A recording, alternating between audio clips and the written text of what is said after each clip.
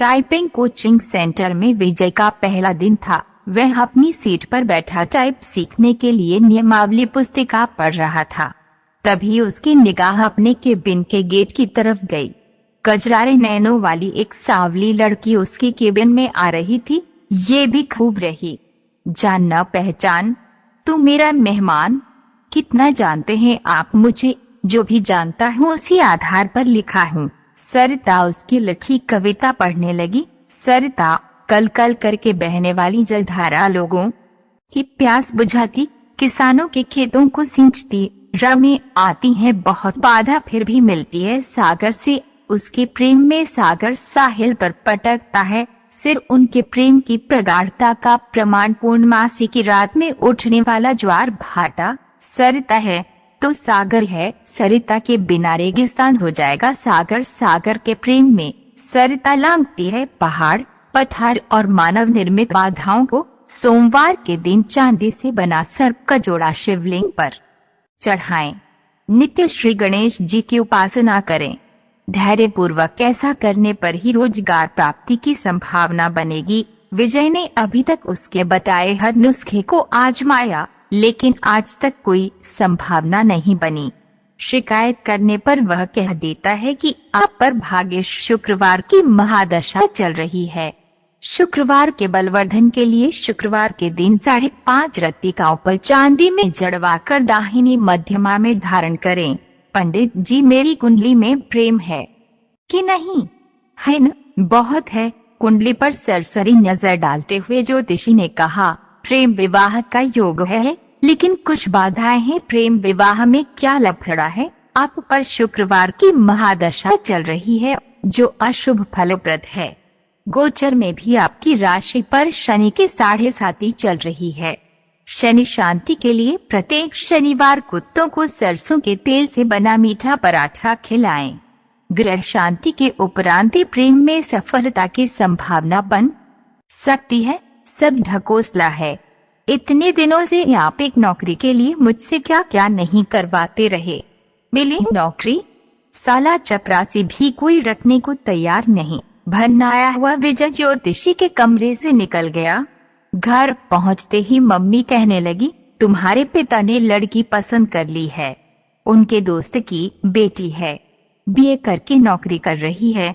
तो मैं क्या करूं? शादी कर लो। बिना नौकरी मिले ये नहीं हो पाएगा। फिर तो पूरी जिंदगी कुंवारे ही रह जाओगे। बीवी की कमाई खाने से तो कुंवारा रहना ही अच्छा है। कहते हुए विजय अपने कमरे में चला गया। जिंदगी आसान नहीं। 1 सप्ताह तक सरिता टाइपिंग स्कूल नहीं आई। विजय रो जाता रहा और निराश होकर वापस घर जाता रहा। 8वें दिन सरिता के आते ही वो पूछा बैठा कि 1 सप्ताह आई नहीं। विजय की समझ में नहीं आया कि वे क्या कहें और क्या करे। स्थिति को सरिता समझ गई तो खुद पर काबू किया और फिर से टाइप करने लगी। 10 मिनट बाद सरिता उठी और बिना बोले ही चली गई। विजय की इच्छा हुई कि वे उसके पीछे पीछे चला जाए, लेकिन वह बैठा रहा और उसे जाते देखता रहा। मूसलाधार में बिजली का गिरना, आसमान में काले बादल घिर आए थे। इस कारण परिवेश में अंधेरा पसर गया था। रह रहकर आसमान में बिजली चमकती और बादल गरजते। ऐसे मौसम में भी विजय टाइपिंग स्कूल जाने के लिए तैयार था। वह सरिता से मिलना चाहता था। जब वह घर से निकला तो बूंदाबांदी शुरू हो चुकी थी। फिर भी वह तेज कदमों से टाइपिंग स्कूल की तरफ बढ़ने लगा। कुछ ही दूर गया होगा कि बारिश तेज हो गई। सड़क पर चल रहे लोग भागकर किसी छांव में खड़े हो गए, पर वह अपनी मस्ती में भीगता हुआ चलता रहा। इंस्टीट्यूट पहुंचकर उसे पता चला कि सरिता नहीं आई है। इतनी बारिश में आने की क्या जरूरत थी? मैडम ने विजय से कहा, आप नहीं समझेंगी। सब समझती हूँ, लेकिन अब सरिता यहाँ कभी नहीं आएगी। क्यों? आपको कैसे पता? कविता के रूप में कागज पर लिखा। सरिता जो निकली अपने उद्गम स्थल से सागर की चाह में चली, द्रुत गति से सामने आ गया। पहाड़ टकराने के बाद बदल लिया अपना मार्ग था लंबा। पहाड़ों की श्रृंखला थी, पठार और पथरीली जमीन भी। आदमी भी खड़ा था फावड़ा लिए, बांध बनाने को तत्पर, खेत सींचने के लिए चाहिए, उसे पानी पीने के लिए भी बिजली भी तो चाहिए, घर रोशन करने के लिए, कारखाने चलाने के लिए, कारखानों के कचरे को बहाने के लिए भी चाहिए उसे।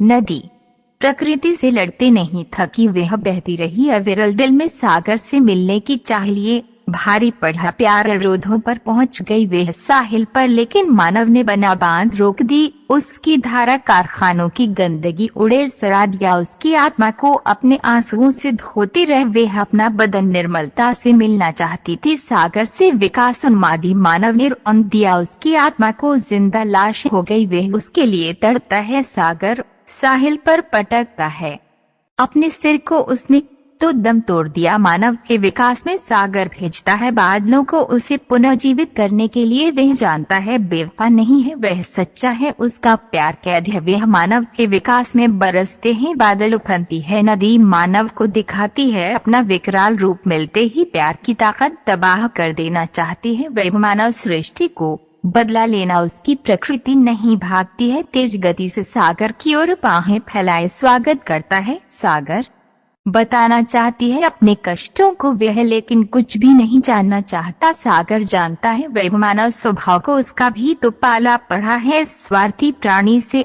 विजय की इस कविता को पत्रिका में छपे 1 माह से अधिक हो गया है, लेकिन उसके पास इस बार भी अब तक सरिता का कोई पत्र या फोन नहीं आया है, उसे उम्मीद है कि एक नए दिन सरिता उससे संपर्क जरूर करेगी। जब से वे यह कविता प्रकाशित हुई है तब से वे यह फोन की प्रत्येक घंटी पर चौंक जाता है, यही नहीं हर रोज पोस्टमैन का बेसब्री से इंतजार करता है, और जब उसके आने का समय खत्म हो जाता है तो वह उदासी के